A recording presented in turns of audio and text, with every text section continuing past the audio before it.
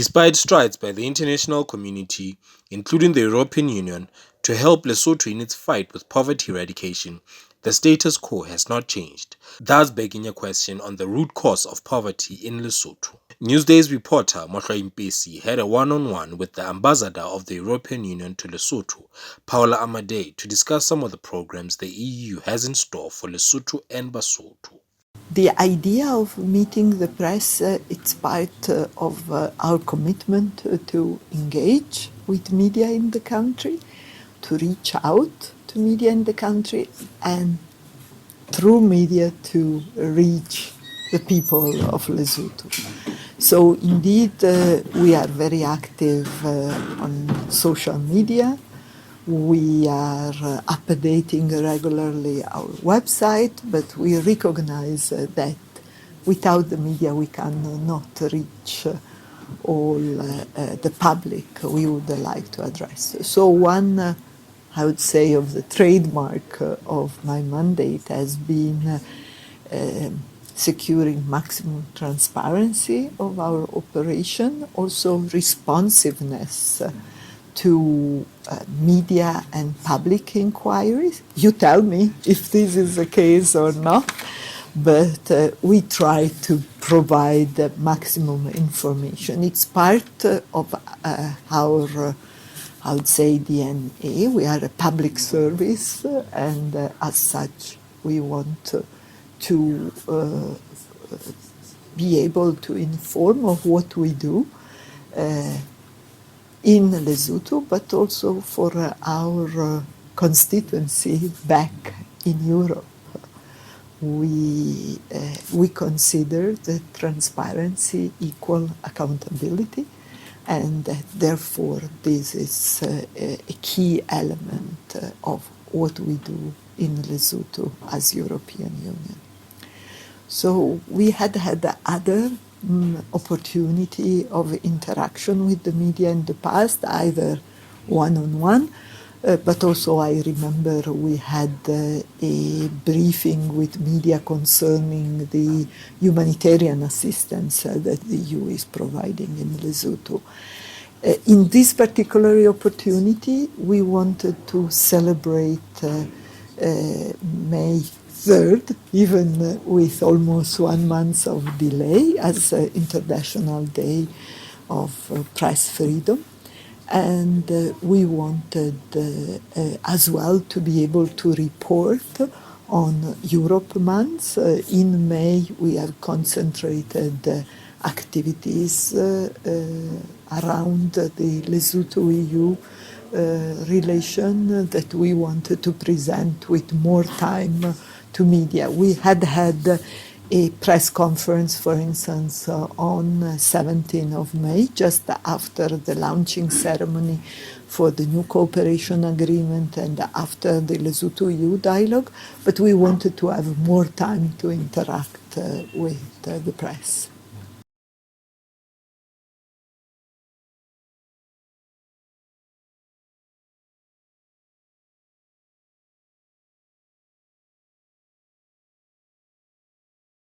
The EU has cooperated with the government of Lesotho together with UNICEF for the past 15 years. And it was through this cooperation that the National Information System for Social Assistance, NISA, was developed. This is a database that identifies vulnerable households across the country. It covers all Lesotho. With this particular program now, we, through UNICEF, because it will be UNICEF implementing the program, we will be supporting, on one hand, energy solution for vulnerable households, therefore giving vulnerable households more affordable access to electricity, reducing also through that the impact on the environment, because they will not need necessarily to rely on biomass or paraffin, but they can use electricity. The other aspect would be to support the efforts of the government and UNICEF for birth registration. You might have realized that including recently when the Ministry of Social Development was identifying children to obtain support for scholarship for high school, a number of them were not eligible because they didn't have any birth registration. They had never been registered, even if they were already entering high school. And this is a problem because any children which is not registered is not will not be able to benefit of a number of programs. Also, any child which is not registered is more vulnerable because it doesn't even exist in the for the government and for the community, and so it might become vulnerable to traffic or other crimes. And the third component will concern the collection of statistics related to social protection, in particular in relation to the child grant, and support to the digitalization of the distribution of social protection. You ask about the root causes of poverty in Lesotho. I think a lot of the population still rely on subsistence agriculture, and it is affected and more affected by climate and by climate change.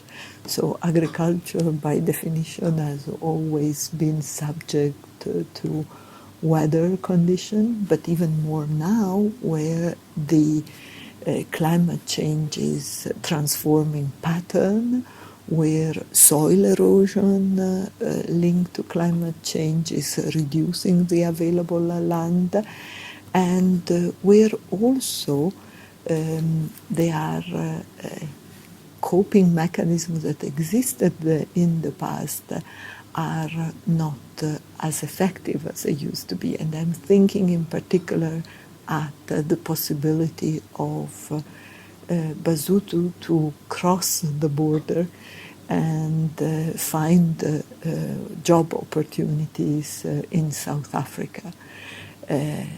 There are still indeed a very large number of Basotho working in South Africa and other countries of the region, but COVID has reduced opportunity, and also unemployment in other countries is affecting negatively the capacity of Basotho to finding occupation and to provide for their family back home.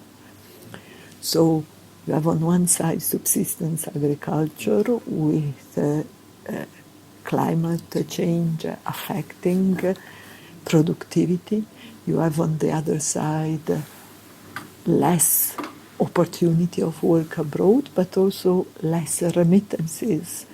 If Basotho go into South Africa and other countries are not able to work legally, they are exposed to exploitation, and they are not able to get salaries that allow them to support their family.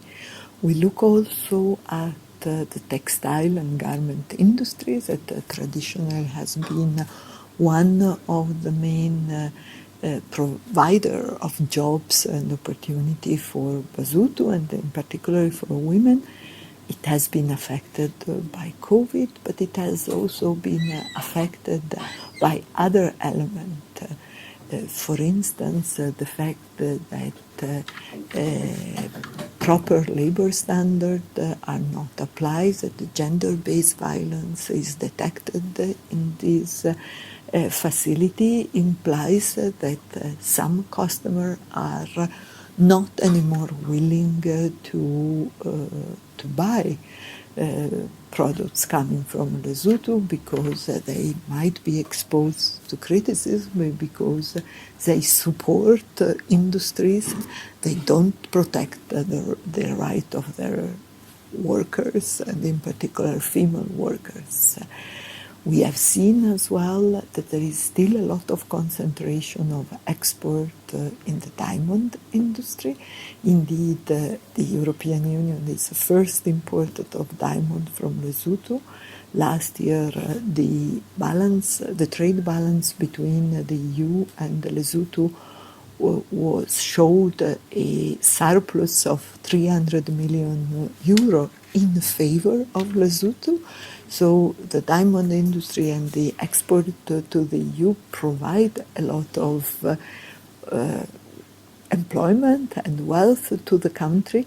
At the same time, we would like to see also development of other industry, and for that reason also the EU is supporting a new program to help Lesotho have a better access to regional market and to the EU market. In particular, we have identified two specific sectors, one related to herbs, spices, natural medicinal products, which includes as well the cannabis industry, and on the other side, the duck feathers that have potential for export in the region and to Europe. And I think they can open up more opportunity, including in rural area where we know that this opportunity have been more elusive.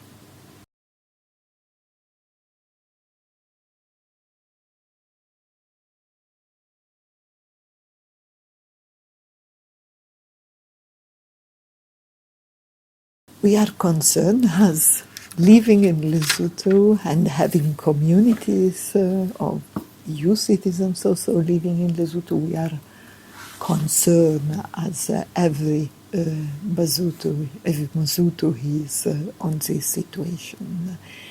And we hope that measures taken by government and by security forces will be effective in reducing violence and in prosecuting criminals. We know and we very much regret and deplore the killing of one journalist only 2 weeks ago. And we understand that this killing was linked to his activity and to his reporting.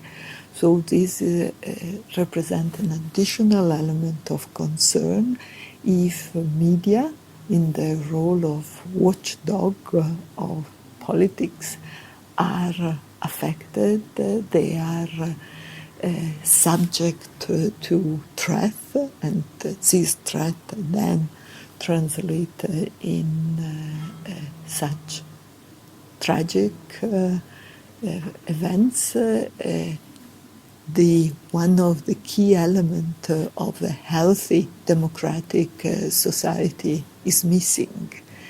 It was, I think, already since 2016, 2017 that there was not such a grave attack against press in the country. I think last time there was an attempted murder against a journalist was against the editor of the Lesotho Times, who fortunately managed to survive. But and one would have hoped that currently this would not repeat itself. But indeed, it's a matter of concern. We see that, and I think it's a measure we salute, that there has been a suspension of the authorization of new gun licenses, and we see that there are also measures taken in order to check on existing gun licenses. The presence of so many guns in the country is also an element that can fuel additional violence and brutality. So I think these are measures that hopefully in the medium and long term would provide result. We see that there has been additional stop and search operation. I think also that one key element is for security forces to develop a relation of trust with the people of Lesotho, so that there is cooperation in identifying criminals and those that commit crime, and helping securing them for justice. So there are different elements that can contribute, and I think the cooperation between community security forces and the public is one of the key elements.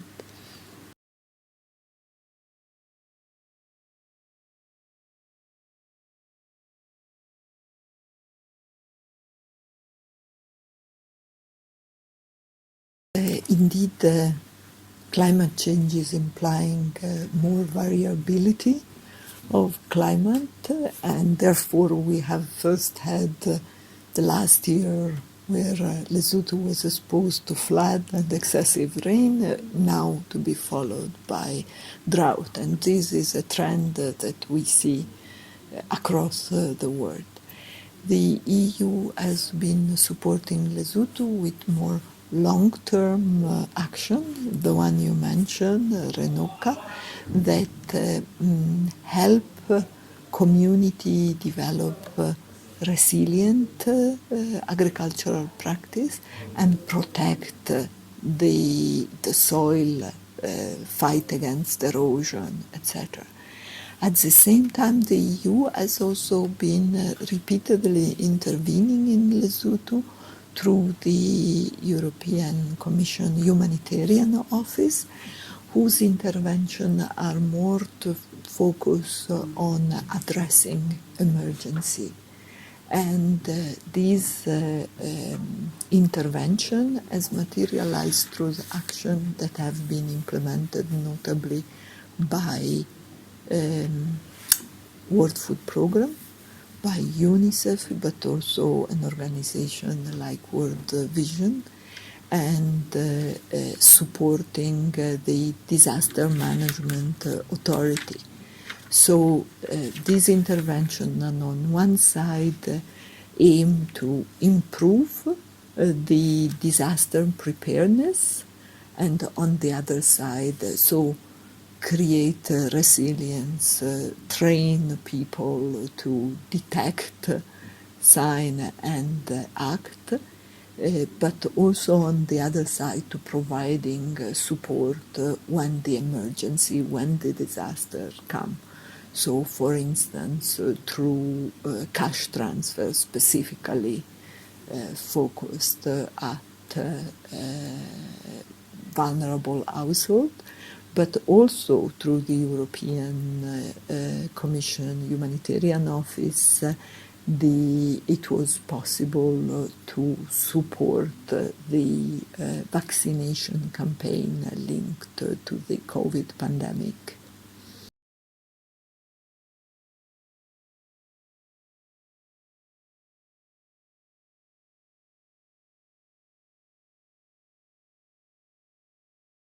The EU is one of the major contributing to education in the world. You might have heard a few weeks ago the Global Partnership for Education was in the country. It's the largest fund exclusively dedicated to education, and the EU, its main contributor, 70% of the resources are coming from the EU. In our bilateral program, there is not a specific focus on education, but within the program there might be specific aspects related to education. We have talked about the support provided to NUL, the support provided not only for individual scholarship but also for the development of programs, master program in area that are relevant for Lesotho. And in our cooperation with civil society, there are specific aspects related also to informal education and citizens' awareness. So it's another way to contribute to it. Thank you very much. Thank you very much.